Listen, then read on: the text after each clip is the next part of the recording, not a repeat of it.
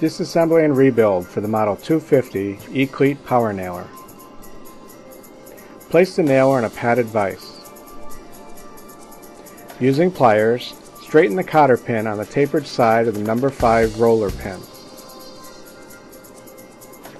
Remove the cotter pin. Save the cotter pin for reinstallation. Tap and drive out the number 5 roller pin. You may want to hold the plunger down while pulling the pin out with the pliers. Remove the plunger head, plunger spring, and plunger spring pin by lifting straight out of the body.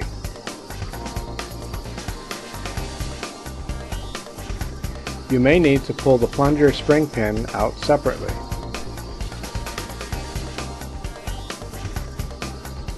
Slide off the rubber blade retainer, drive blade, and plunger spring.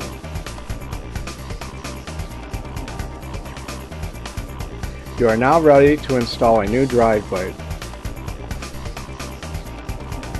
Replace the old drive blade retainer.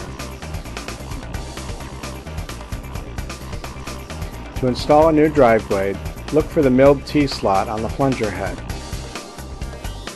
Insert the new driving blade. Add the plunger spring and spring pin to the plunger. Line up the slot on the spring pin with the drive blade, which will face the front of the nailer. Slide all components into the top of the nailer body. Slide the number 5 roller pin into the nailer while holding the plunger down. Tap the pin with a mallet to drive it through.